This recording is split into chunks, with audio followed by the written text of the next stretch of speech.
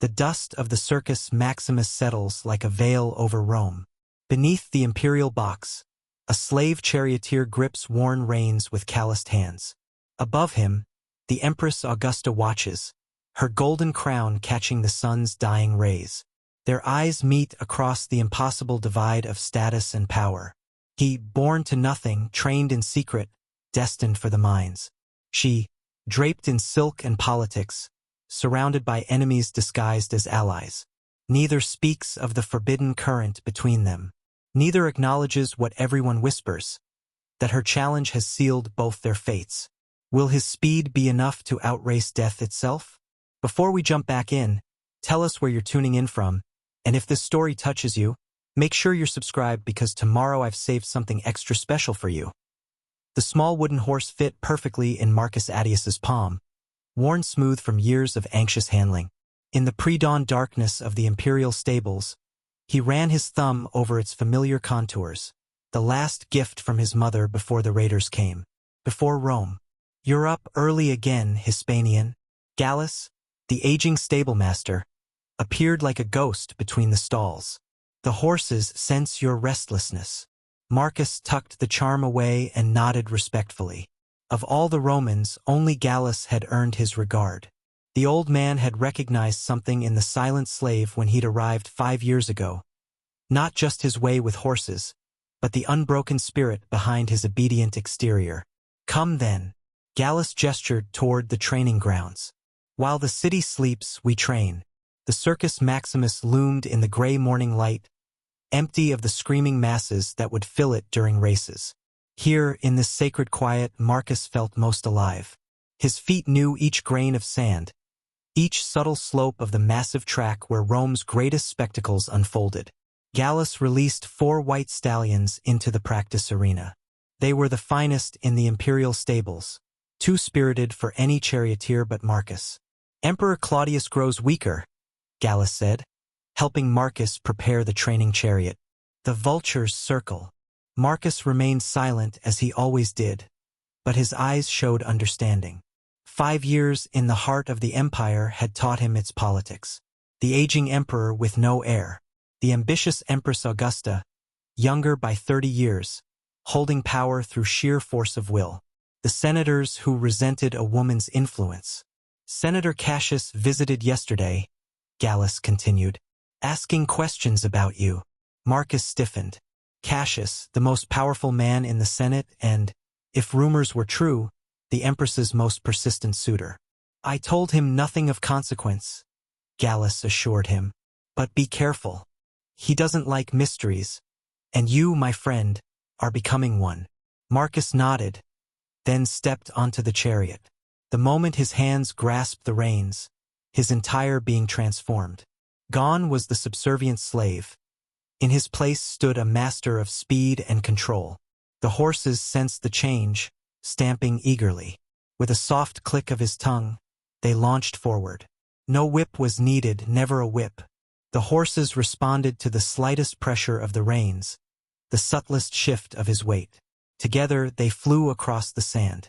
From a shadowed archway high above, unseen by both men, a figure watched. Empress Augusta had developed a habit of rising early, drawn by reports of the slave who drove chariots like Apollo himself. For weeks she had observed him, fascinated by the transformation that occurred when he took the reins. In the palace, surrounded by flattery and deceit, she found herself craving the simple truth of what she witnessed here. Pure skill unmarred by politics. A man who spoke through actions rather than honeyed words. Your Majesty, Livia, her handmaiden and only true friend, appeared at her side. The Senate convenes early today.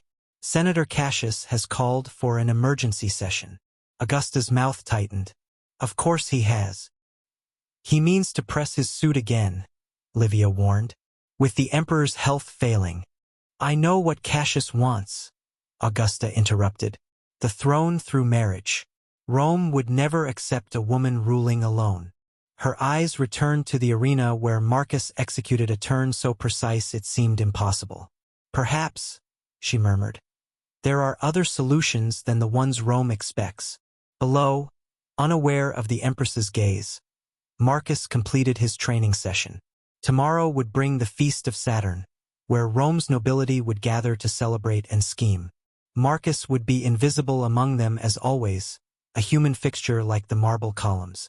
Neither he nor the Empress could know that by the feast's end, everything would change.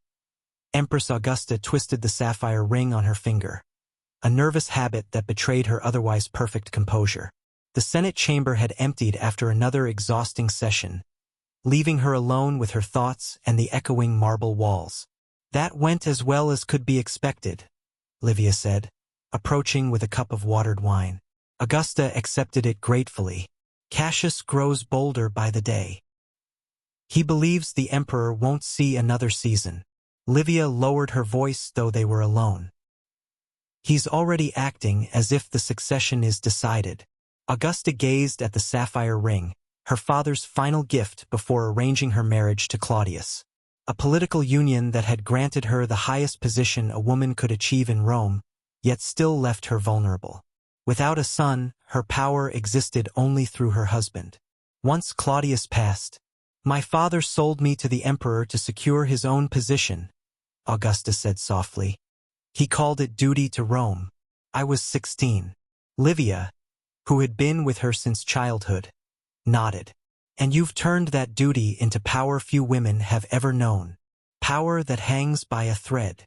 Augusta rose, moving to the window that overlooked the sprawling city. 15 years I've spent learning to navigate this nest of vipers. I've advised emperors, managed grain supplies, negotiated with Eastern kings. Yet Rome would sooner fall than see a woman rule openly. "Perhaps with a suitable husband," Livia began. "Like Cassius." Augusta's laugh was sharp. "I'd sooner marry one of the stable slaves." The moment the words left her mouth, an image of Marcus Attius flashed unbidden in her mind. His controlled strength, the intensity of his focus. She dismissed the thought immediately. "The Feast of Saturn approaches," Livia reminded her. "All Rome will be watching. You'll need to appear strong, confident in the succession." Augusta nodded, mind already working through the political calculations. The feast was Rome's greatest celebration, a time when social boundaries temporarily blurred, when slaves dined with masters in a symbolic reversal of fortune. More importantly, it was where alliances were formed and broken, where the future of Rome was shaped through whispers and wine. "Have the blue silk prepared," Augusta decided, "and my mother's gold. I want every senator's wife burning with envy." "And the entertainment?" Livia asked. Augusta paused, twisting her ring again. "The usual races and displays. Though," a thought formed, dangerous but intriguing. "I want the Imperial stables to provide a special exhibition." "The white team?" Livia's eyebrows rose.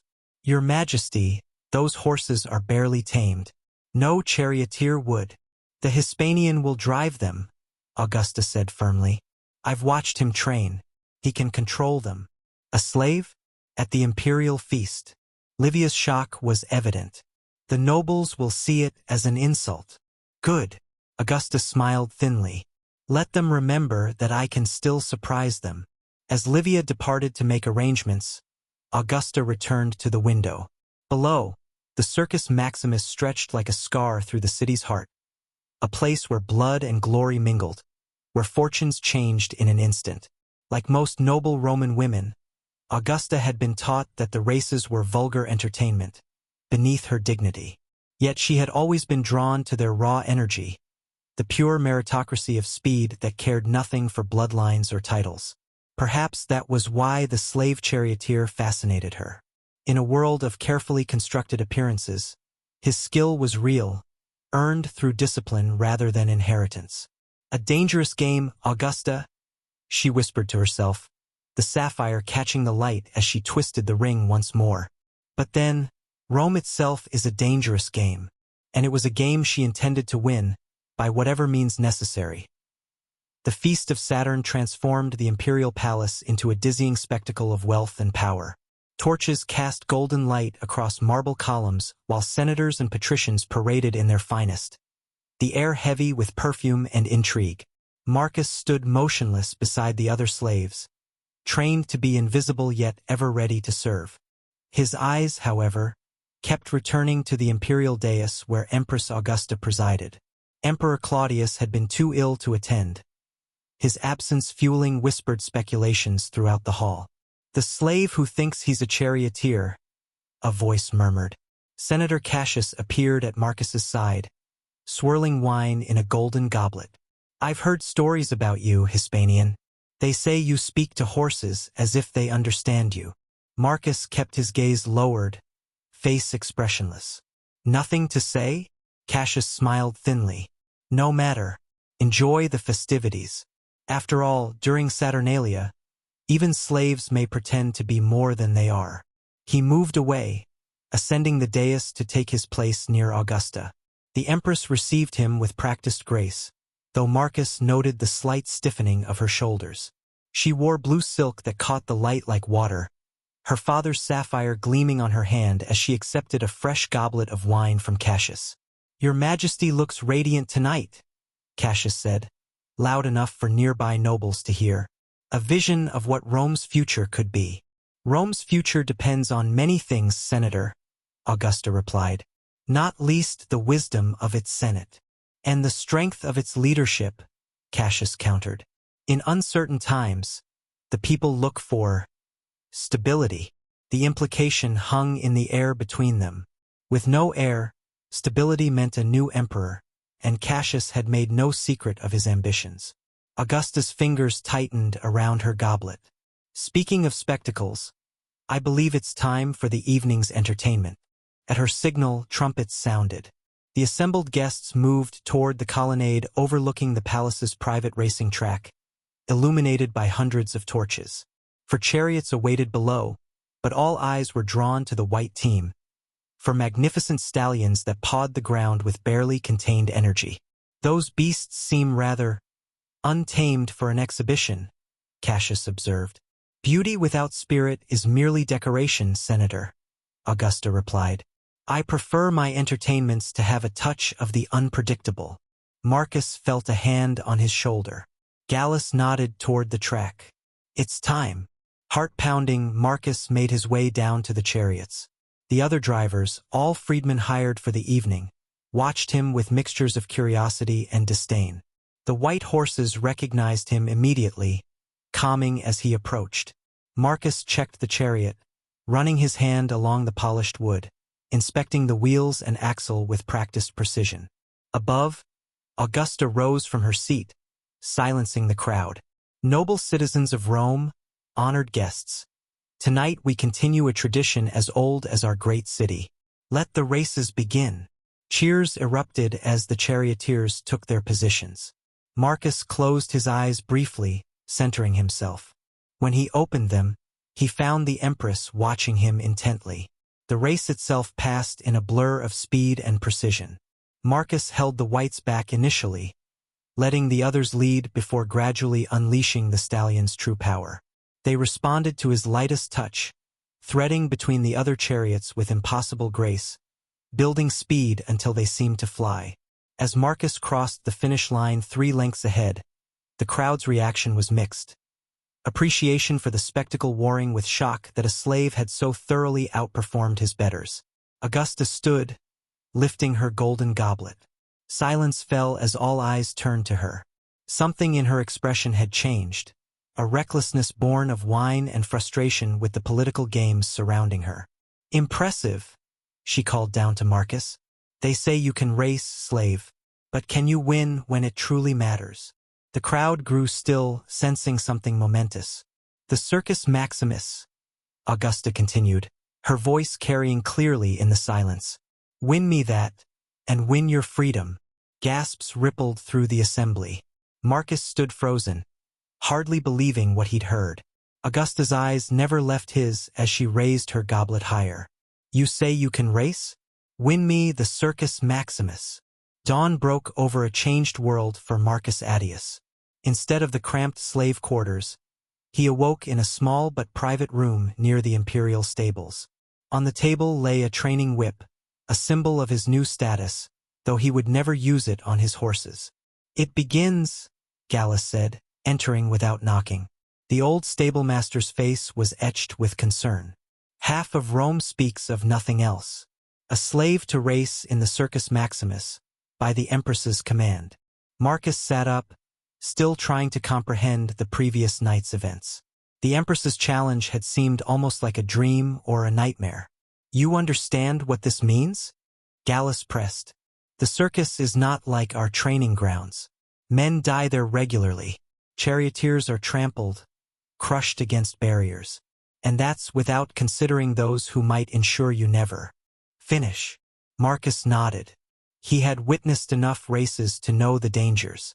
The Empress has assigned you to the Whites, Gallus continued.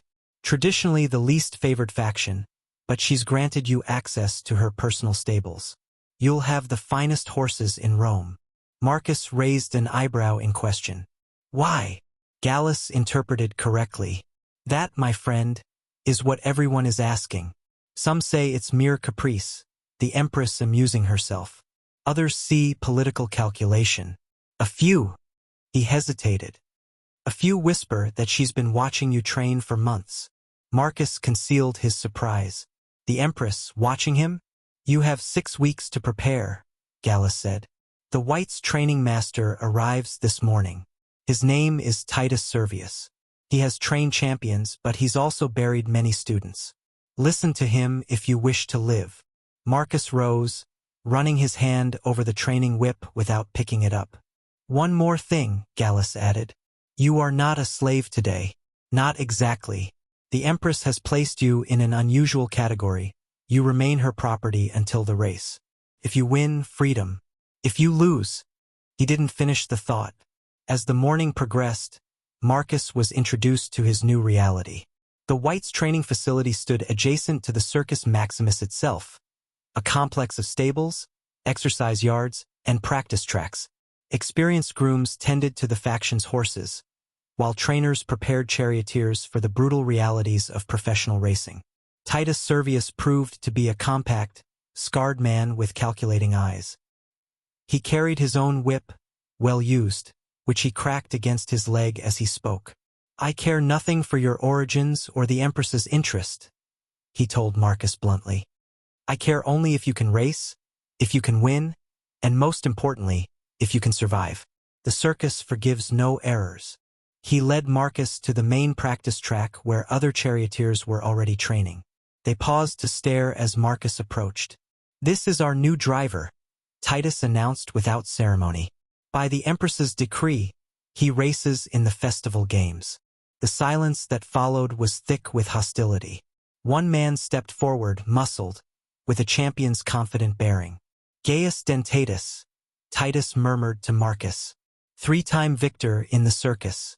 Drives for the greens. So now the Whites resort to slaves? Dentatus sneered. Has your faction fallen so far, Titus? Judge him by his skill, not his status, Titus replied evenly. Oh, I'll judge him, Dentatus smiled coldly. In the arena where it matters. If he lives that long. The threat hung in the air as Dentatus rejoined his companions. You've made enemies before even taking the reins, Titus observed. The other factions will target you, not just as a newcomer, but as an insult to their profession. A slave who presumes to race among citizens. Marcus met his gaze steadily. Still nothing to say? Titus raised an eyebrow. Well, perhaps your silence is wisdom. Come. Let's see if your reputation with horses is deserved. As they walked toward the stables, Marcus noticed a small group of men watching from the shadows, their expressions calculating. One nodded to another, who slipped away toward the city. The game had begun, and it would be played with more than just horses and chariots. Augusta stared at the wax tablet in her hands, wondering if she had lost her mind. The stylus hovered over the smooth surface as she considered what to write, and whether to write anything at all. The Senate is in an uproar, Livia reported, arranging Augusta's hair for the afternoon's public appearance. Senator Cassius is claiming your challenge undermines Roman values, that allowing a slave to compete dishonors the Circus Maximus. And yet the people seem quite entertained by the prospect, Augusta replied. The morning reports had confirmed that taverns and markets buzzed with talk of nothing else. Common citizens were already placing bets on the slave charioteer. "Entertainment is not governance," Livia cautioned. "Some whisper that the emperor's illness has affected your judgment." Augusta's jaw tightened. "Claudius approved my decision."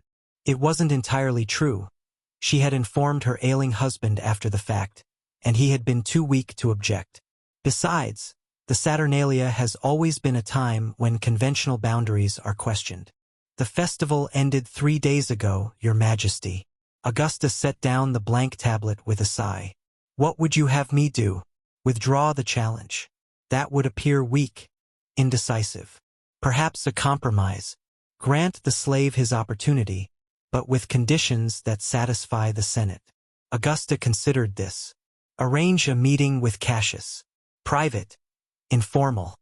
After Livia departed, Augusta returned to the wax tablet. Before political calculations, before strategies and compromises, there was something else driving her actions. Something she scarcely admitted even to herself. With quick, decisive strokes, she wrote a simple message, then sealed the tablet and summoned her most trusted messenger. "Take this to the Whites training compound. For the Hispanian charioteers, hands only." The training session had been brutal. Marcus sat alone in the small room assigned to him, muscles aching from hours of practicing starts and turns. Titus Servius was a harsh taskmaster, but his knowledge of racing was undeniable. A soft knock interrupted his thoughts. A young boy entered, glancing nervously around before handing him a sealed wax tablet. "From the palace?" the boy whispered. "I was told to give it only to you." Marcus accepted the tablet, confused. When the boy had gone, he broke the Imperial seal and read the message inscribed in elegant lettering. *, "Meet me in the East Garden at midnight. Come alone. Tell no one. *. It was signed simply with the letter A. Marcus stared at the tablet, heart racing. The Empress wished to meet him? Alone? Could be a trap, a test of his loyalty, or something else entirely. Whatever her purpose, refusing was impossible. The palace gardens were silent under a nearly full moon. Marcus moved like a shadow, drawing on skills from his childhood when he had hunted in the forests of Hispania. Guards patrolled the perimeter, but their patterns were predictable. He found the Empress waiting beside a small fountain, wrapped in a plain dark cloak that concealed her identity. Without her usual finery, she appeared younger, almost vulnerable. "You came." Her voice was softer than in public. "And without being seen, it seems." Marcus inclined his head respectfully. "Still silent," Augusta observed. "They say you haven't spoken since arriving in Rome. Is that true?" Marcus considered her for a long moment, then made a decision that surprised even himself. "Not entirely true, Your Majesty." His voice was rough from disuse, his Latin accented but precise. Augusta's eyes widened. "So the mute charioteer finds his voice." "For the Empress," Marcus replied. "Though I find little need for words among Romans. Actions speak more truthfully." "Like your racing." Augusta moved closer, studying him. "Why did you accept my challenge? You could have refused, feigned illness or injury." "Could I?" A hint of bitterness colored his tone. "I am your property, as all Rome has been reminded. Yet you race as if you were born to it, as if you were free. Perhaps because for those moments I am." He met her gaze directly, a liberty no slave should take. "Why did you issue the challenge, Your Majesty?" Augusta seemed taken aback by his directness. "Politics requires unexpected moves sometimes." "Is that all it was?" "Politics." The question hung between them, dangerous and thrilling. Augusta found herself responding to his honesty with her own. "No," she admitted. "Not entirely." Before she could elaborate, voices approached, the changing of the guards. "You must go," she whispered urgently. "We've been reckless enough." As Marcus turned to leave, she caught his arm. "Be careful. Cassius has allied himself with the Greens. They will not allow you an easy victory." I've never expected anything to be easy in Rome, Your Majesty. Augusta, she corrected. When we're alone, call me Augusta. Their eyes held for one more moment before Marcus disappeared into the shadows, leaving the Empress with the unsettling realization that the game she had set in motion was far more complex and personal than she had intended. The crash echoed through the training yard as Marcus's chariot splintered against the turning post. He was thrown clear but landed hard, rolling to absorb the impact. Pain shot through his shoulder, but he forced himself up, scanning for the horses. They had broken free and were circling nervously, unharmed. Third accident this week, Titus Servius noted, approaching with measured steps. And always at the same turn. Marcus examined the broken wheel, finding what he suspected. A deep score in the axle that had been concealed by paint. Sabotage. Someone wants you dead, Titus said matter-of-factly. Or at least injured enough to withdraw. The greens? Marcus asked, rotating his shoulder gingerly. Perhaps. Or the blues or the reds. Or someone who bet against you. Titus shrugged. You've become quite valuable, one way or another. A young man approached from the direction of the blues compound. Unlike the others, he'd shown no hostility toward Marcus. That was a hard fall. You're lucky to walk away. Decimus Albinus, Titus introduced. Champion for the Blues last season. Former champion, Decimus corrected with a rueful smile. Until this leg healed wrong. He tapped his slightly crooked left leg. Now I train the next generation and place occasional bets. On me? Marcus asked. Perhaps. Decimus's smile widened. I recognize talent when I see it. And I know sabotage when I see it too. He gestured toward the broken chariot. You'll need to be more careful. As they spoke, a palace messenger arrived, looking harried. The Empress has sent her physician, he announced. For the Charioteer. Titus raised an eyebrow. A palace physician? For a training accident. The messenger shrugged. I deliver messages. I don't explain them. The physician was a Greek named Alexius, who carried a leather pouch filled with herbs and instruments. He examined Marcus's shoulder with professional detachment. A mild sprain, he pronounced. You were fortunate. Apply this poultice twice daily. He prepared a mixture of herbs, grinding them with oil. The Empress inquires about your progress. Marcus caught the hidden message. Tell her the horses respond well to training. The chariot requires adjustments. Alexius nodded slightly, understanding. I'll prepare additional medicine. You'll need your strength. When the physician had gone, Decimus approached again. The Empress takes a personal interest in your welfare. Interesting. She's invested in her champion, Marcus replied carefully. Is that all it is? Decimus asked, too perceptive for comfort. Never mind. Not my business. But if you're to survive until the race, you'll need allies. He lowered his voice. Meet me at the Temple of Mercury tonight. I have information you should hear. The Temple of Mercury was quiet in the evening hours, most worshippers having departed. Marcus found Decimus lighting a small offering by the altar. You came, Decimus observed. Good. Trust is rare in our profession. What information was worth the risk of meeting? Marcus asked. Decimus glanced around before speaking. The history of the Circus Maximus is written in blood as much as glory. Do you know why? Entertainment, Marcus replied. Romans love spectacle. More than that, Decimus countered. Control. The emperors learned long ago that the masses can be managed through the factions. Blues, greens, reds, whites. People identify with their teams more deeply than with their own families sometimes.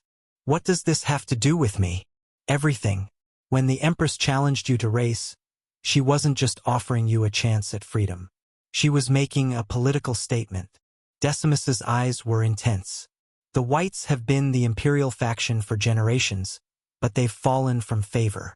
By elevating you, a slave, an outsider, she's signaling change. Or simply amusing herself, Marcus suggested. Is that what you believe? Decimus asked. Marcus remained silent, unwilling to reveal his private conversation with Augusta. Senator Cassius has aligned himself with the Greens, Decimus continued. Their champion, Dentatus, is more than just a charioteer. He's Cassius's instrument, his way of demonstrating power. And I am the Empress's instrument, Marcus concluded. Yes, Decimus agreed, though perhaps more than she intended. What do you mean?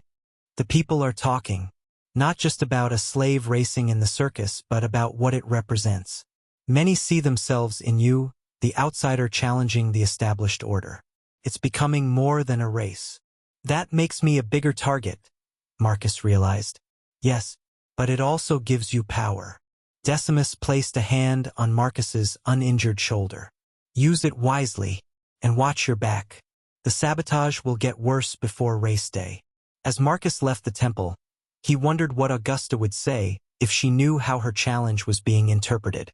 A simple political move had evolved into something more complex, more dangerous, and potentially more powerful than either of them had anticipated. The Imperial summons came without warning. Marcus was escorted from training directly to the palace, still covered in dust from the practice track.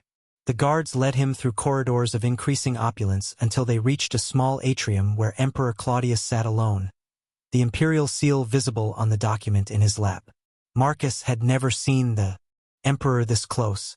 Claudius was clearly ill, his skin pallid and loose, but his eyes remained sharp, evaluating. "Leave us," he ordered the guards, who hesitated before obeying. When they were alone, Claudius gestured to a nearby chair, an honor no slave would normally receive. "Sit. My neck aches from looking up." Marcus obeyed, unsure what to expect. "So," Claudius began, his voice stronger than his appearance suggested. "You're the slave who has set Rome talking, the charioteer who caught my wife's attention." Marcus remained carefully expressionless, though his pulse quickened. "Nothing to say?" Claudius asked.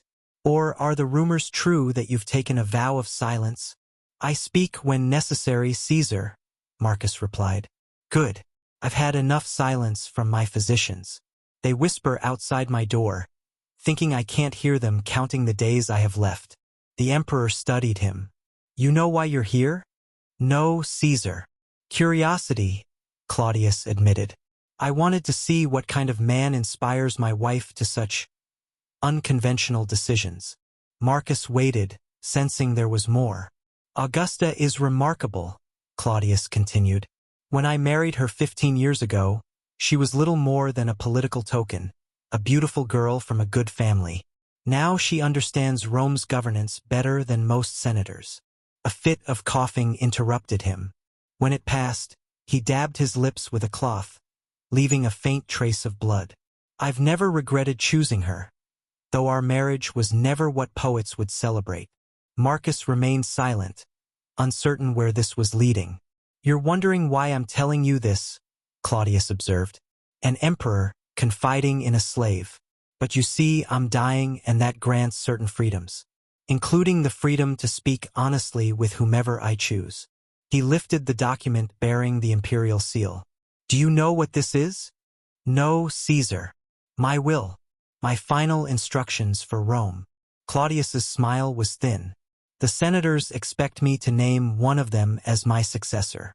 Cassius, probably. He's been most attentive during my illness."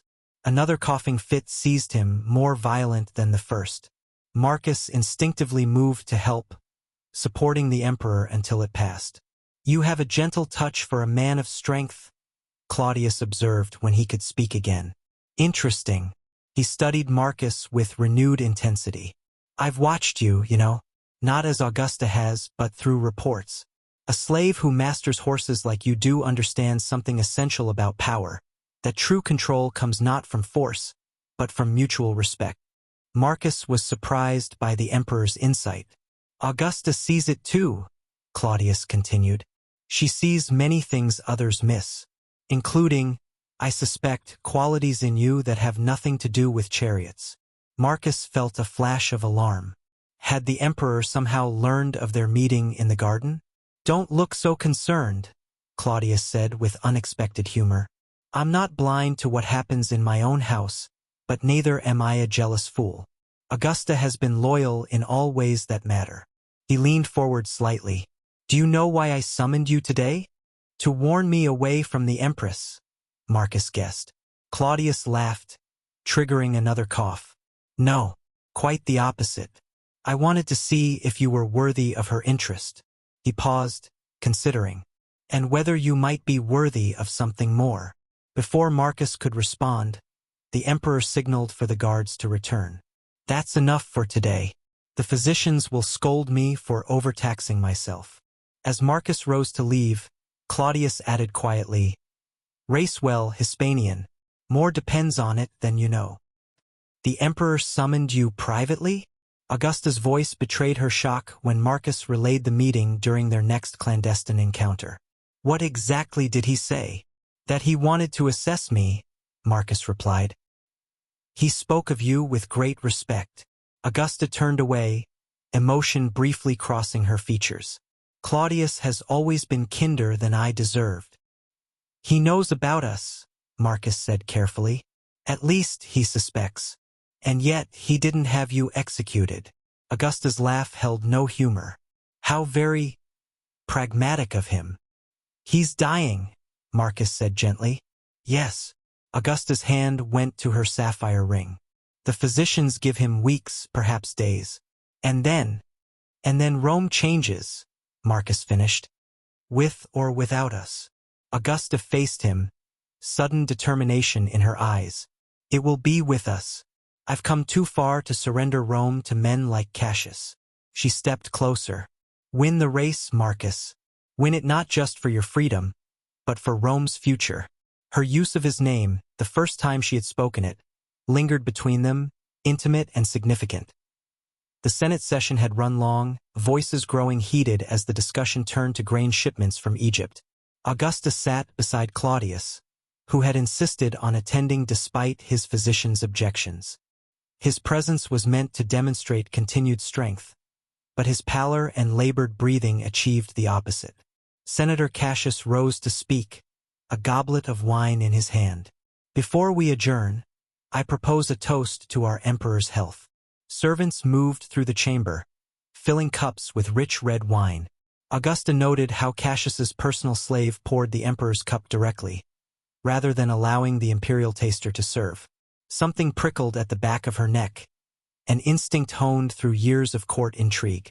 My love, she murmured to Claudius, reaching for his cup. Allow me to honor you first. Before her fingers could touch the goblet, Claudius lifted it to his lips. Your concern is touching, wife, but unnecessary. To Rome, he declared and drank deeply.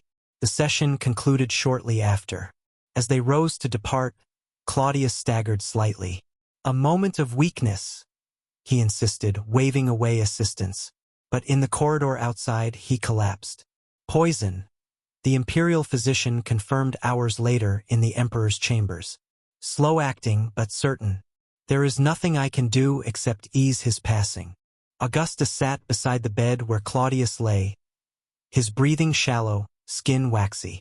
When they were alone, he opened his eyes, surprisingly lucid.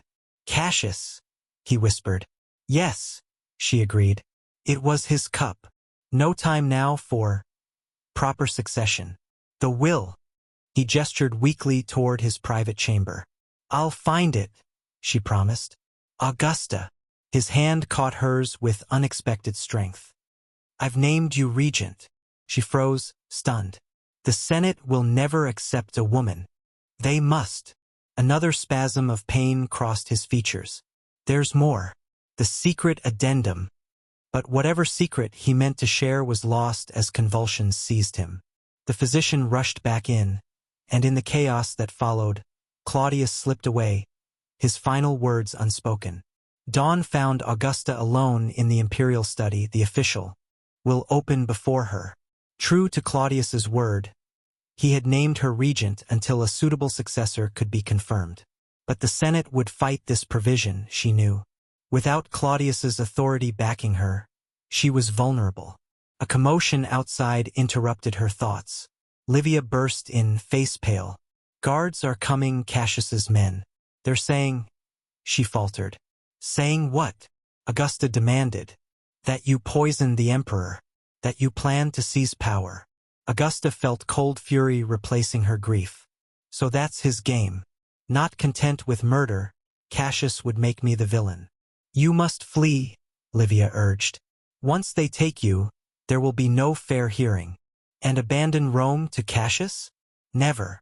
Augusta moved to the window, mind racing. Below, the city was waking, unaware that its emperor had died, that power hung in the balance. Her gaze fell on the distant outline of the Circus Maximus, and suddenly, a desperate plan formed. The race, she murmured. It's 3 days away. What does that matter now? Livia asked. Everything. Augusta turned, decision made. Find Alexius. Tell him to bring his medicines and meet me at the servants' entrance. Then go to the White's compound. Tell Marcus. She hesitated. Tell him I need him. Now. The guards arrived at Marcus's quarters before dawn, 6 of them with drawn swords. Marcus Attius, their leader announced. By order of the Senate, you are arrested for conspiracy against Rome. Marcus had been expecting something like this since hearing of the emperor's collapse. News traveled fast among slaves, and Decimus had warned him to be ready. The charge? He asked calmly, already knowing the answer. Plotting with the empress to poison Emperor Claudius. As they bound his wrists, Marcus caught sight of Gallus watching from the shadows. The old stablemaster gave an almost imperceptible nod.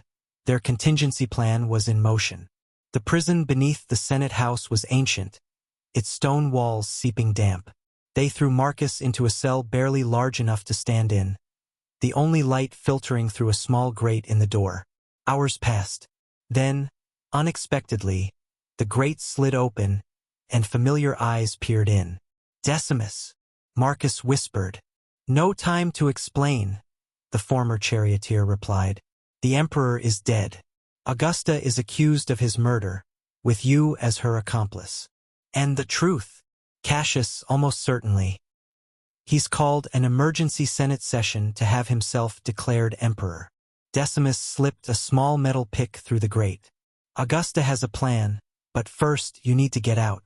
The race is still scheduled. If you're not there, Rome falls to a murderer, Marcus finished, taking the pick. Where is she? In hiding. Livia will take you to her once you're free. Marcus worked at his chains, mind reeling. Everything had changed in a single night. The race was no longer about his freedom or even Augusta's challenge. It was about Rome itself. The underground passage beneath the Circus Maximus was cool and dark, its ancient stones bearing the weight of Rome's bloody spectacles. Marcus followed Livia through the narrow corridor, the prison key still clutched in his hand. A small iron reminder of how quickly fortunes could change. This way, Livia whispered. The Empress waits in the old shrine. They emerged into a small chamber once dedicated to Fortuna, the goddess of luck so beloved by charioteers.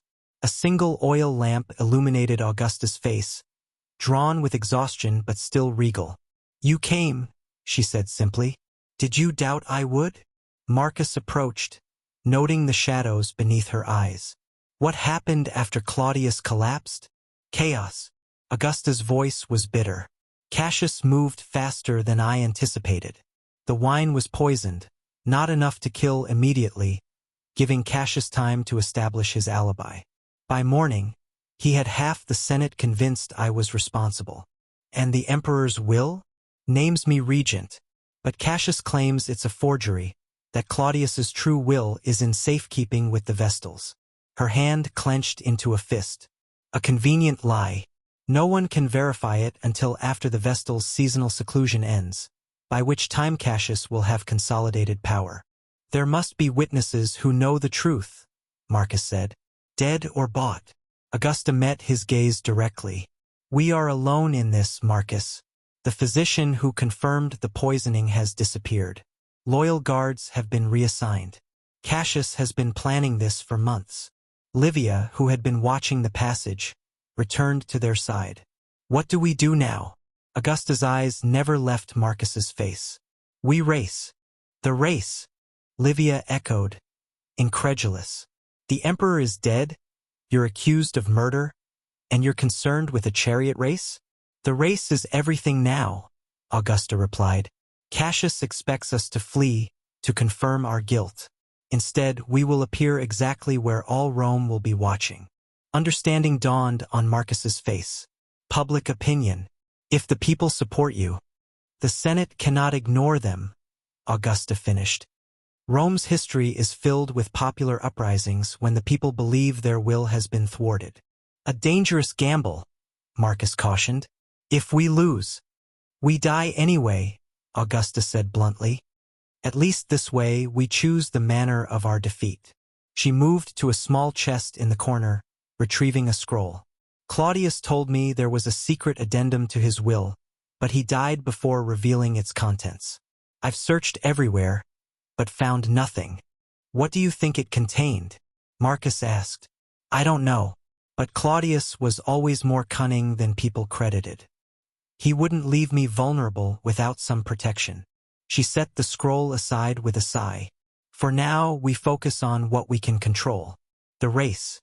Cassius controls the greens, Marcus reminded her. Dentatus will have orders to ensure I never finish. Which is why you'll need this. Augusta drew a small blade from her robes, passing it to him. For your chariot. A last resort. Marcus weighed the weapon in his palm.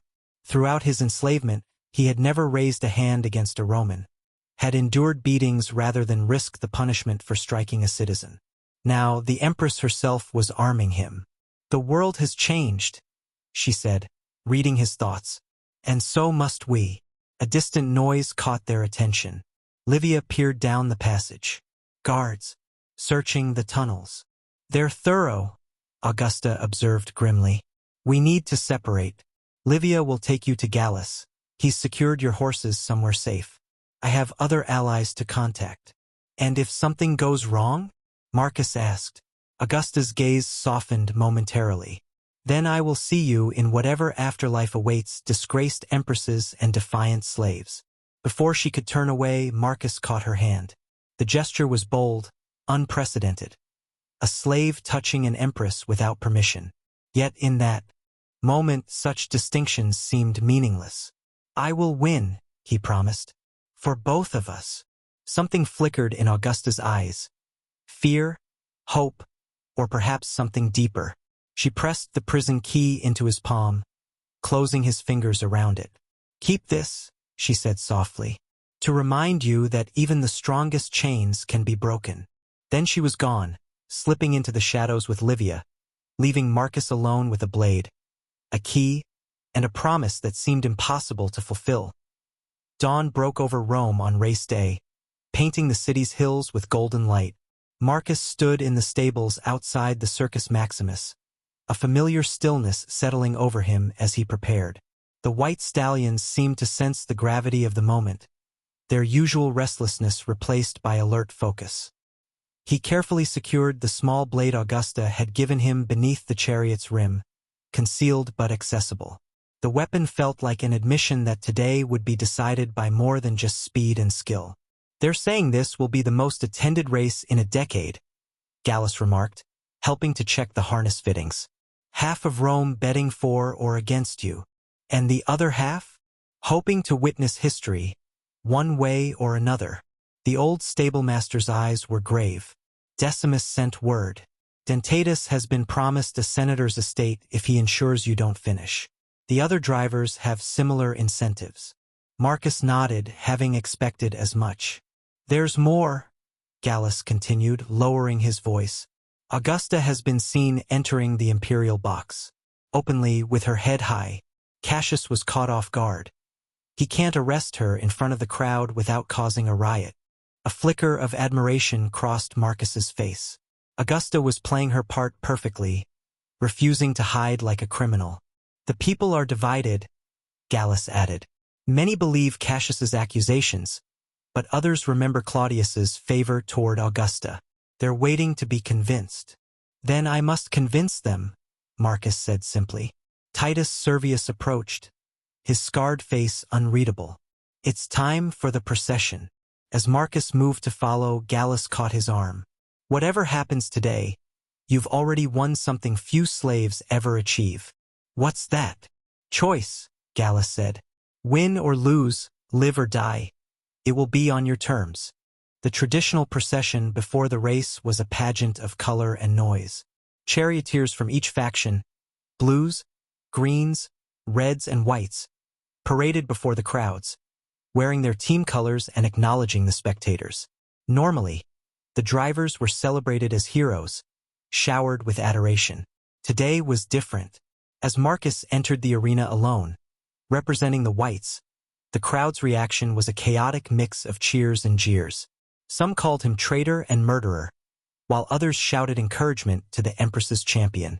The division was palpable, a city torn between competing narratives. He kept his gaze fixed ahead, showing neither fear nor defiance. As the procession approached the Imperial box, he finally looked up. Augusta sat in the Emperor's place, dressed in mourning white but wearing the Imperial diadem, a bold statement of her claim to regency. Beside her, visibly seething, sat Senator Cassius, unable to displace her without creating a scene. Their eyes met briefly across the distance, and Augusta inclined her head slightly, their private signal that all was proceeding as planned. Dentatus, leading the Greens procession, spat as he passed Marcus. "You'll never finish the first lap, slave," he hissed. "Enjoy your last moments of glory." Marcus maintained his silence, which seemed to infuriate Dentatus more than any retort could have. As the charioteers took their positions for the start, Marcus assessed his opponents with the calculating eye he'd developed over months of training. 7 chariots would race today, 2 greens, 2 blues, 2 reds, and his solitary white. Each driver had reason to see him fail, whether from faction loyalty, bribery, or simple prejudice against a slave competing among citizens. The white stallions sensed his tension, stamping and tossing their heads. Marcus leaned forward, whispering calming words in his native tongue. Their ears flicked back, listening. "Remember our practice," he told them. "Stay tight on the turns. Trust me on the straightaways." From the Imperial box, a trumpet sounded, the signal for drivers to prepare.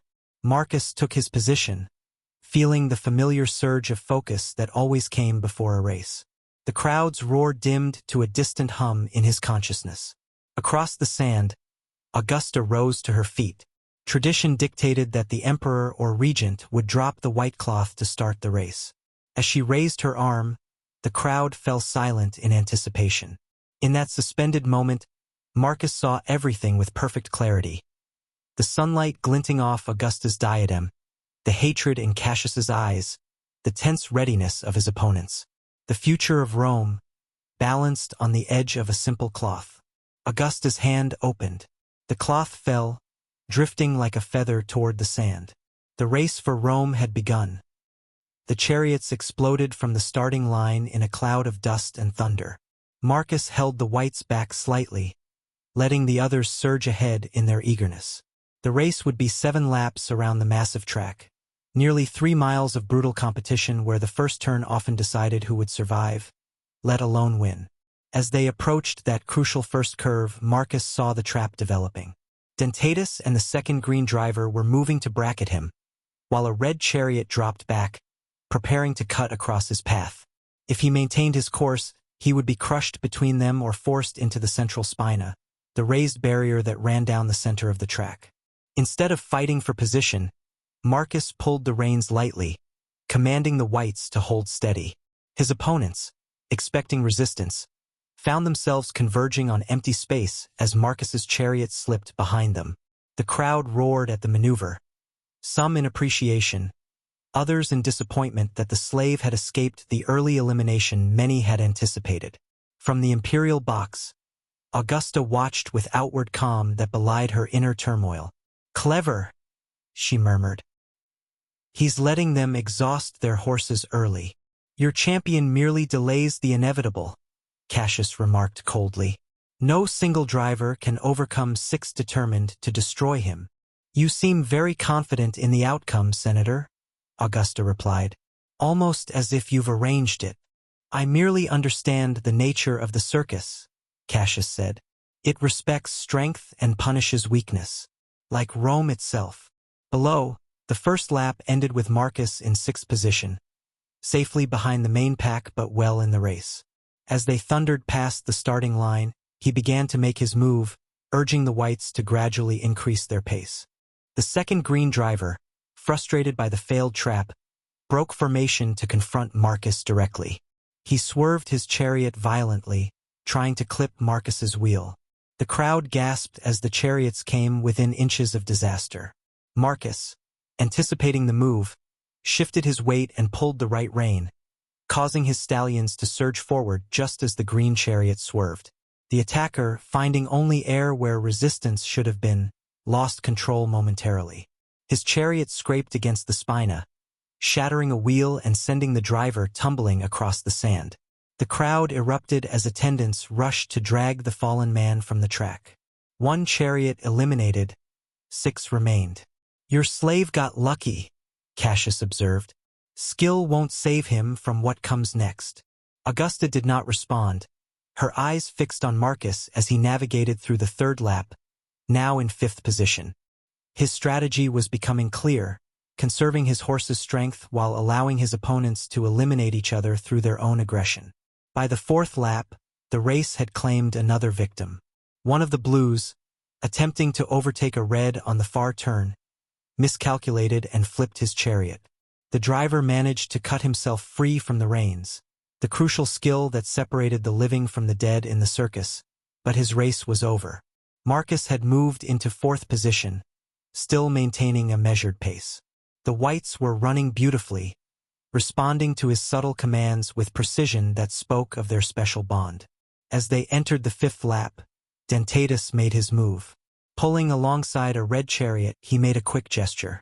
The red driver nodded and dropped back, allowing Dentatus to confront Marcus directly. The alliance is revealed, Augusta commented. How many drivers did you buy, Senator? All of them, Cassius replied without hesitation. Some with gold, others with threats. The circus has always been political. Dentatus was now on Marcus's left, while the remaining red chariot moved to his right. The second blue held position behind, blocking any retreat. They had him surrounded, closing the trap as they approached the sharpest turn of the track. The crowd rose to its feet, sensing blood. This was what many had come for, the moment when the slave's audacity would be punished. From the Imperial box, Augusta's composed expression finally cracked. Her hands gripped the marble balustrade, knuckles white. Marcus assessed his options in the split second before the trap closed. The blade beneath his chariot rim beckoned, a desperate measure that would likely lead to his own death as well. Instead, he made another choice. As the 3 chariots converged, Marcus did the unthinkable. He stood straight and pulled hard on both reins, commanding the whites to stop. The unexpected maneuver caught everyone by surprise. The whites, trusting their driver implicitly, planted their hooves in the sand, halting with astonishing speed. Dentatus and the red driver, expecting to crush Marcus between them, instead collided with each other at full speed. The impact was catastrophic, with splintering, horses screaming, men flying through the air as the crowd gasped in collective shock. The blue chariot, following too closely, plowed into the wreckage. In seconds, 3 chariots lay destroyed on the track, their drivers sprawled across the sand. And Marcus, having brought the whites to a complete stop for just that crucial moment, now urged them forward again, navigating carefully around the chaos he had created. The crowd's roar became deafening as Marcus emerged from the wreckage unscathed. What had seemed certain defeat had transformed into a stunning display of skill and courage. The whites, responding to his gentle urging, resumed their powerful stride, now in second position behind the sole remaining red chariot. In the Imperial box, Augusta rose to her feet, unable to contain her emotion. Beside her, Cassius's face had darkened with fury. "It seems your plans are breaking apart like those chariots, Senator," she observed, allowing herself a moment of triumph. "The race isn't over," Cassius snapped. He signaled to a guard, whispering urgent instructions. On the track, Marcus focused on the red chariot ahead as they entered the sixth lap. Only two competitors remained, himself and the red driver, a veteran named Corvus known for his ruthless tactics. Behind them, attendants rushed to clear the wreckage and tend to the fallen drivers. As they approached the back straight, Marcus noticed something alarming. A broken wheel from one of the crashed chariots had been deliberately placed in his path, too late to avoid at full speed. The crowd gasped as Marcus's right wheel struck the obstacle with a sickening crack. The chariot lurched violently, nearly throwing him from the platform. "Sabotage!" someone shouted from the stands. The accusation spread like fire through the crowd, many of whom had begun to support the underdog slave after his remarkable display. Marcus fought to maintain control as the damaged wheel wobbled dangerously. The whites sensed the imbalance and adjusted their pace, compensating for the chariot's instability with remarkable intelligence. But their advantage was gone, and Corvus had extended his lead significantly. "Your slave shows admirable persistence," Cassius remarked, his confidence returning. "But a broken chariot cannot win, especially against my final insurance policy." "What have you done?" Augusta demanded. Cassius merely smiled as Corvus rounded the final turn of the sixth lap, now almost half a circuit ahead of Marcus. Marcus knew the chariot would not survive another full lap. The damaged wheel was coming apart with each rotation, the wooden spokes fracturing one by one. He had perhaps half a lap before complete collapse. As he passed the starting line for the final circuit, the crowd's reaction told him everything, gasps and pointing at his disintegrating wheel. Many spectators were standing now, witnessing what they believed would be his final moments in the race. Then he saw it. Corvus had slowed dramatically on the back straight, his horses suddenly struggling. The red driver was whipping them frantically, but the animals moved as if wading through water. "Drugged," Marcus realized aloud. Not enough to be obvious immediately, but calculated to take effect in the final lap when victory seemed assured. Cassius had indeed insured against every possibility, even the survival of his preferred champion. Despite the failing wheel, Marcus urged the whites forward. The gap was closing, but so was the chariot's endurance. With each stride, the wheel deteriorated further, the axle beginning to scrape against the sand. In the stands, the crowd had transformed into a unified force, thousands of voices chanting together, "Hispanian! Hispanian!" The slave who had defied every expectation had become Rome's champion in the span of 7 laps. Augusta stood transfixed, her political calculations momentarily forgotten in the pure drama unfolding below. This was no longer about succession or power, it was about witnessing the impossible. As Marcus approached the final turn, the wheel finally surrendered to physics. It broke apart completely, sending the chariot scraping across the sand in a shower of splinters. The whites, sensing disaster, tried to slow, but momentum carried the crippled vehicle forward. Marcus made his decision in that split second. Releasing the reins, he leapt from the platform onto the back of the rightmost horse. With astonishing agility, he pulled himself onto the animal's bare back, clinging to its mane. The crowd exploded in disbelief as Marcus, now riding the lead stallion like a cavalry officer, urged the team forward. The rules of the Circus Maximus stated only that the driver and at least one horse must cross the finish line. Nothing specified they must be attached to a chariot. Ahead, Corvus looked back in horror as the impossible sight approached. A man riding bareback, leading 3 other horses, gaining rapidly as his own drugged team faltered. They entered the final straight neck and neck, Corvus's failing chariot against Marcus's impromptu cavalry charge. The crowd was on its feet, the stadium shaking with their frenzy. With 50 yards remaining, Marcus leaned forward, whispering encouragement into his stallion's ear. The magnificent animal responded with a final surge of speed that carried them past Corvus's struggling team. As they crossed the finish line, silence fell for one heartbeat, a collective moment of disbelief, before erupting into the loudest roar the Circus Maximus had ever heard. The slave had won. Marcus stood in the center of the Circus Maximus, dust-covered and exhausted, as attendants placed the victor's laurel upon his head. The weight of it felt strange, a crown of leaves that held more significance than its simple appearance suggested. For a slave to wear the laurel was unprecedented, a disruption of Rome's natural order that left the crowd both exhilarated and unsettled. Hispanian! Hispanian! The chant continued to roll through the stadium like thunder. Those who had wagered on him celebrated their windfall. Those who had bet against him were either silent with shock or, surprisingly, joining in the acclaim. Romans respected courage and skill above all else, and Marcus had displayed both in abundance. From the imperial box, Augusta surveyed the scene with carefully controlled emotion.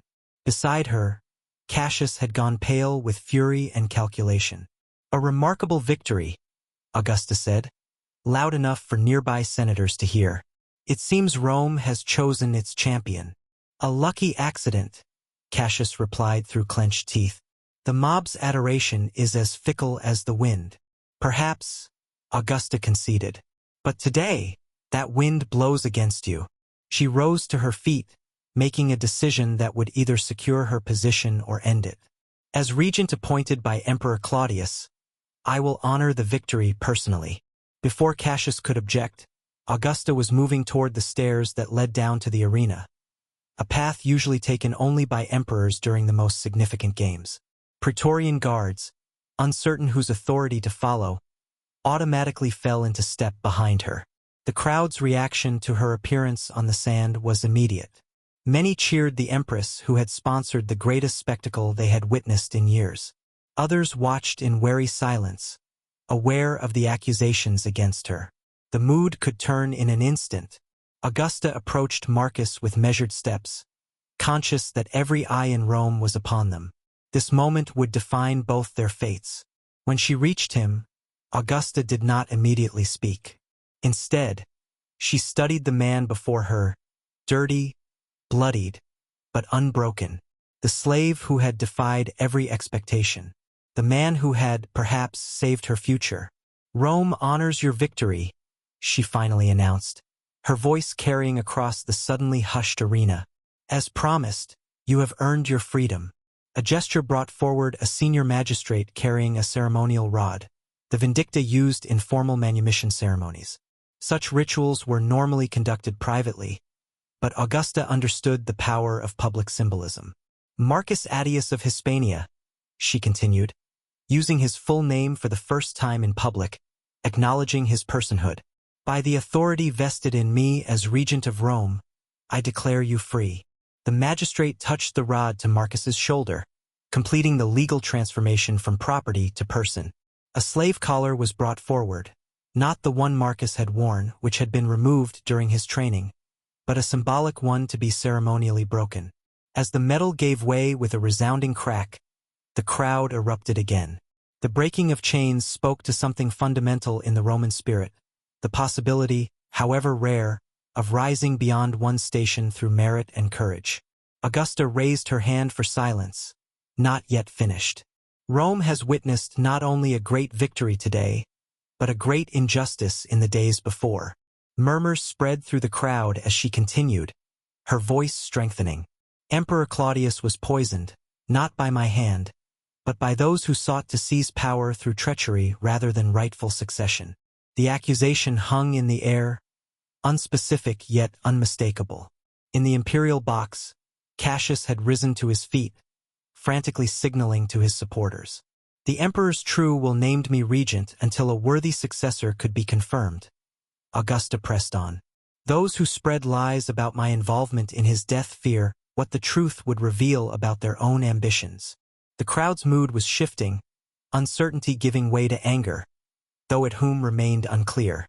Augusta had gambled everything on this moment, but without proof beyond her word, it might not be enough. Then, unexpectedly, Marcus stepped forward.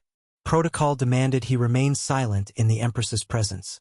But he had already broken so many rules, one more would hardly matter. "I bear witness to the Emperor's wishes," he declared, his voice carrying clearly across the suddenly silent arena. "For before his death, Claudius summoned me to his chambers." A collective gasp rippled through the stadium. A freed slave claiming the confidence of an emperor? Unthinkable. Yet, after what they had just witnessed in the race, The impossible seemed suddenly credible. "Speak," Augusta commanded, as surprised as anyone by this development. All of Rome held its breath as Marcus spoke, his voice steady despite his exhaustion. "Emperor Claudius knew his death approached. He summoned me days before the feast, not as Empress's champion, but as one who had no stake in Rome's power struggles. He spoke of his will, of the regent he had chosen."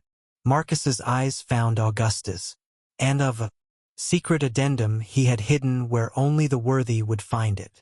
A commotion erupted in the Imperial box. Cassius was shouting, pointing accusingly at Marcus and Augusta. Lies! Conspirators' lies! But the crowd's attention remained fixed on the arena, on the former slave whose extraordinary victory had earned him the right to be heard. "The emperor told me that true power lies not in titles or claims, but in the trust of the people," Marcus continued. "He said Rome would recognize its rightful leader when that person proved worthy through actions, not just bloodlines." Augusta's mind raced, parsing his words for hidden meaning. Claudius had always been cleverer than most gave him credit for. What had he done? Then understanding dawned. "The imperial seal," she whispered, almost to herself. Marcus nodded. "The emperor said you would understand when the moment came." Augusta turned to the senior magistrate who still held the ceremonial rod of manumission. "The imperial documents, they require verification with the emperor's personal seal. Bring it forward." The magistrate hesitated, looking toward the imperial box where Cassius was now surrounded by his supporters. "Bring the seal," Augusta repeated, her voice ringing with authority. "Let all Rome witness the truth." Perhaps it was her confidence, or the crowd's clear favor toward her champion, but the magistrate finally nodded to an attendant, who hurried away. Minutes later, he returned with a small box containing the imperial seal, the symbol of Rome's highest authority, used to validate all official decrees. Augusta took the seal, examining it carefully before addressing the crowd. "For 15 years I watched Claudius rule. I learned his methods, his subtle wisdom. He never left matters to chance." With precise movements, she twisted the seal's base. To the astonishment of all watching, it separated, revealing a hidden compartment containing a tightly rolled piece of parchment. "The secret addendum," she announced, unrolling it. "Written in Claudius's own hand." She read aloud, "Should circumstances suggest my death came before its natural time, know that I, Tiberius Claudius Caesar Augustus Germanicus, name Augusta as my successor, not merely regent but empress in her own right. And should she require proof of her fitness to rule, let her champion's victory in the Circus Maximus stand as divine confirmation of this choice. Rome has always honored strength, courage, and wisdom above all. Let those who would dispute this succession first ask themselves if they possess these qualities in equal measure." Silence fell as the implications registered. Claudius had anticipated everything: his assassination, the challenge to Augusta's authority, even the significance of the race. He had created a scenario where Augusta's right to rule would be validated not through bloodlines or senatorial approval, but through a public spectacle that the Roman people themselves would witness and judge. In the imperial box, Cassius's face contorted with rage. "This is forgery, trickery." But his protests were drowned out as the crowd began chanting Augusta's name, then Marcus's, then both together. Augusta held up the parchment for all to see. "The seal confirms its authenticity. The people confirm their choice. As Claudius wished, Rome will have leadership earned through courage and proven before all citizens." She turned to Marcus, who stood watching her with an expression of wonder and respect. Without hesitation, Augusta extended her hand, not down as an empress to a subject, but outward as one equal to another. "Rome needs strength in the days ahead," she said, her voice lower now, meant for him alone. "It needs those who understand both power and its limitations. Will you stand with me, Marcus Attius? Not as champion or former slave, but as my chosen consort." The proposal was unprecedented, shocking, yet somehow in that moment inevitable. Their journey from empress and slave to allies bound by shared purpose had transformed them both. Marcus took her hand without hesitation. For Rome, he said, and for us. The Senate would protest, traditions would be challenged, but as they stood together before the citizens of Rome, her hand in his, the imperial seal and victor's laurel symbols of their unconventional path, the crowd's approval washed over them like a wave, drowning out all opposition. From the highest seats of the Circus Maximus to the lowest, the people of Rome witnessed something they had never seen before. An empress who had won her throne not through birth or marriage, but through courage and strategy, and a former slave who had risen to become her equal through skill and determination. Together, they turned toward the imperial box, toward Rome's uncertain but promising future, their shadows stretching long across the sand of the Circus Maximus where their fates had been decided. Not by the gods, but by their own hands. The Senate chamber had never witnessed such an assembly. 3 days after the race that had changed Rome's trajectory, Augusta sat upon the curule chair, the seat of highest authority, with the imperial seal displayed prominently before her. Beside her, though not seated as her equal in this formal setting, stood Marcus Attius, dressed no longer in the simple tunic of a charioteer but in the toga of a Roman citizen. "This is an abomination," Senator Cassius declared, his voice echoing through the marble hall. "No woman has ever ruled Rome alone. And to elevate a former slave to imperial consort? The gods themselves would object to such sacrilege." "The gods spoke clearly in the Circus Maximus," Augusta replied calmly, "as did Emperor Claudius through his final decree." She gestured to the document now formally authenticated by the College of Pontiffs. "Unless you wish to dispute divine will, Senator?" Murmurs ran through the assembled senators. Many had opposed Augusta initially, but the tide of public opinion had turned dramatically after the race. The common citizens, who ultimately provided the manpower for Rome's legions, had embraced the story of the Empress and her champion. Shopkeepers displayed their images in chalk drawings. Street performers reenacted the race daily. Opposing them now carried political risks few were willing to take. "Rome's traditions have served us for centuries," another senator argued, though less forcefully than Cassius. "What you propose, rule without a male emperor, has no precedent." "Rome's greatness comes not from blindly following tradition," Augusta countered, "but from adapting when necessary. Was it not unprecedented when Claudius extended citizenship to Gauls? When Augustus created the Praetorian Guard? Each emperor has shaped Rome according to the needs of their time." She rose, commanding the room's attention with the natural authority she had always possessed but rarely displayed so openly.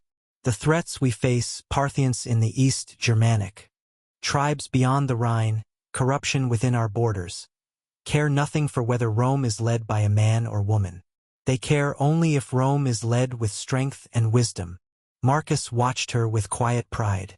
In the days since the race, he had witnessed Augusta navigate treacherous political waters with the same skill he had navigated the Circus Maximus.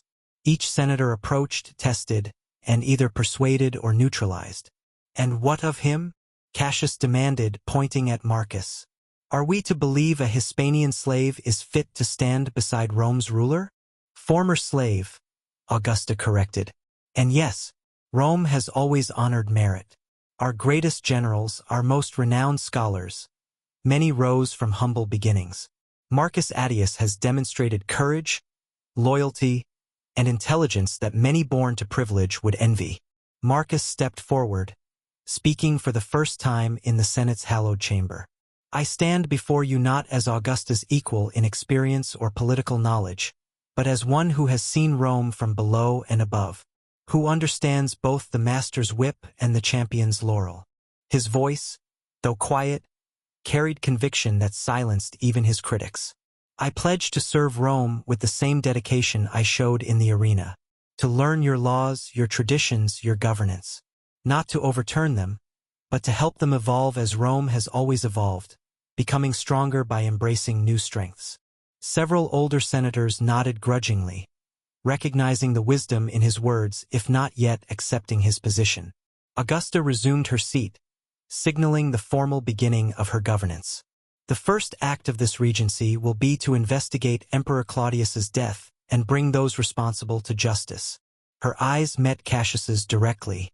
"The second will be to review all provincial governorships, particularly those where financial irregularities have been reported. Cassius blanched visibly. His embezzlement from Syrian tax collections was Rome's worst-kept secret. "This Senate session is adjourned until tomorrow," Augusta declared, "when we will begin the work of strengthening Rome for the challenges ahead." As the senators filed out, some already forming new alliances in whispered conversations, Marcus and Augusta shared a brief, private glance. A moment of connection in the midst of public duty. "The real race begins now," she murmured. "Then we will win it," he replied simply. Together, the Imperial gardens bloomed with late summer roses, their scent sweetening the evening air. 1 month had passed since the race that had transformed Rome's governance. Augusta walked the familiar paths with Marcus at her side, a rare moment of privacy in lives now consumed by public duty. "Cassius fled before the investigation could reach him," she said, breaking a comfortable silence. "His ship was spotted heading east, likely toward Antioch where he has allies.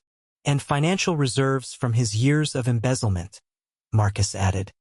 His understanding of Rome's political landscape had grown rapidly, as had his confidence in navigating it.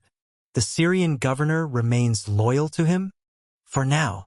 Augusta paused beside a marble bench, one of Claudius's favorite spots for contemplation. "But loyalty purchased with coin tends to weaken when a stronger offer appears." They sat together, watching the sunset paint Rome's hills in gold and amber. From this vantage point, the Circus Maximus was visible in the distance, the place where their shared journey had truly begun. "The Parthian envoys arrive tomorrow," Augusta said. "Their king senses opportunity in our transition. We must demonstrate that Rome remains strong despite the change in leadership." Marcus nodded thoughtfully. "They respect strength above all else." "Perhaps." "What are you thinking?" she prompted when he hesitated. In Hispania, when tribal leaders met to negotiate, they sometimes demonstrated their personal prowess first. A hunt, a contest of arms. It established respect before words were exchanged. Augusta considered this. Not traditional Roman diplomacy, but these are not traditional times. Her fingers found his, an intimate gesture they allowed themselves only in private. "You continue to surprise me, Marcus Attius. As you surprise Rome, Augusta." His use of her name without titles reflected their private agreement. In public, all formalities were observed. In private, they were simply man and woman. Their relationship had evolved with the same measured pace as their political partnership. Neither rushed what both recognized as precious and unprecedented. A former empress and her slave, now ruler and consort, each still discovering the other beyond the roles that had first defined them. "The Senate approved the grain distribution reforms today," Augusta said. "Even Quintus Flavius supported the measure in the end." "Because you gave him ownership of the idea," Marcus observed with a smile, "letting him believe it was his suggestion all along. Politics requires knowing when to take credit and when to give it." She leaned against him slightly, allowing herself the small comfort of his warmth. "Some battles are won through confrontation, others through subtle maneuvering. Like chariot racing," Marcus mused, "knowing when to forge ahead and when to yield temporarily for greater advantage." Augusta smiled at the apt comparison. "You've traded one arena for another, it seems, with higher stakes and less immediate danger." His expression grew more serious. "Though Cassius's escape concerns me, a defeated enemy with resources remains dangerous. Which is why I've sent Decimus to track him," Augusta revealed. "Our former charioteer has talents beyond the circus, it seems. His network of contacts spans every major port in the eastern Mediterranean." Marcus raised an eyebrow, impressed by her foresight. "You continue to surprise me as well." As darkness fell over Rome, lamps were lit along the garden paths, creating pools of golden light in the gathering shadows. From the city below came the sounds of everyday life. Merchants closing their shops, children being called home, the distant laughter from taverns opening for evening business. "Listen," Augusta said softly. "Rome continues, despite political upheavals, assassination attempts, and unprecedented changes in governance. The heart of the empire beats steadily. Marcus understood her meaning. Their personal drama, however significant to them, was but one chapter in Rome's eternal story. What mattered was not just their unlikely rise to power, but what they would do with that power now that they had secured it. The Whites won in the races yesterday, he mentioned, changing the subject to lighter matters.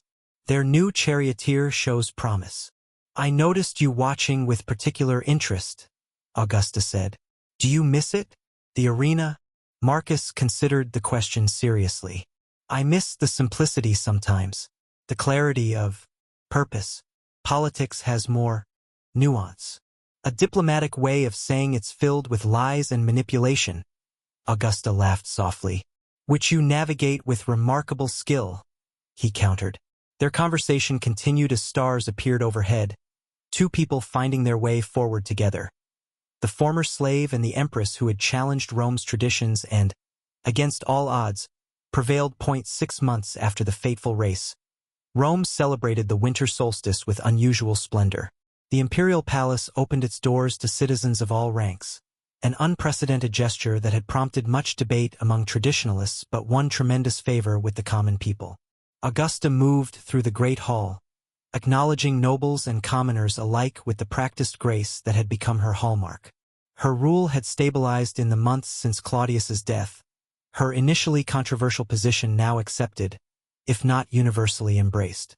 Your innovation continues to surprise, Your Majesty, remarked Livia, who remained her closest confidant. The patricians seem uncertain whether to be offended at sharing space with bakers and blacksmiths. Let them be uncertain, Augusta replied with a subtle smile.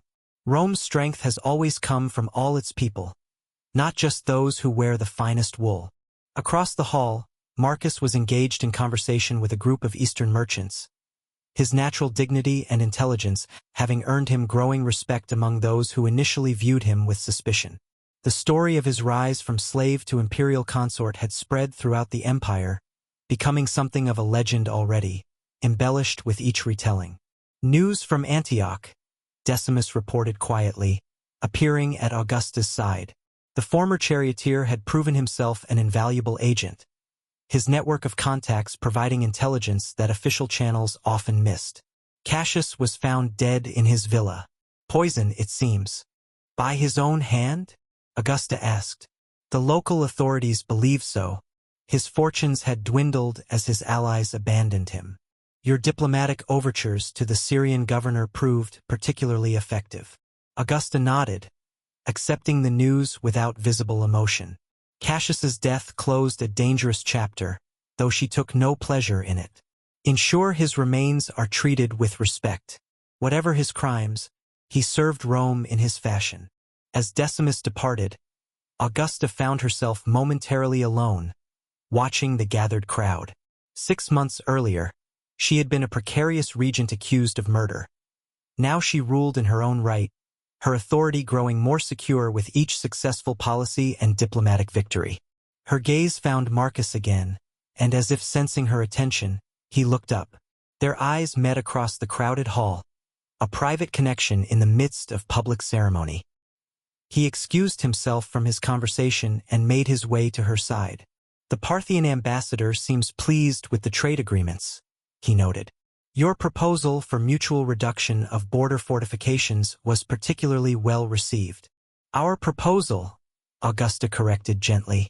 Marcus's understanding of frontier regions and tribal dynamics had shaped key aspects of the treaty. Their partnership had evolved into true collaboration, each contributing distinct strengths to Rome's governance. A sudden hush fell over the gathering as attendants appeared at the main doors, escorting an unexpected visitor. Gallus, the old stablemaster, entered with hesitant steps, clearly uncomfortable in such grand surroundings. Augusta moved forward to greet him personally, a gesture that caused murmurs among the aristocratic guests. Gallus, you honor us with your presence. Forgive the intrusion, Your Majesty, he replied with a respectful bow. But the foaling couldn't wait for formal invitations. Marcus joined them, his expression brightening. The white mare?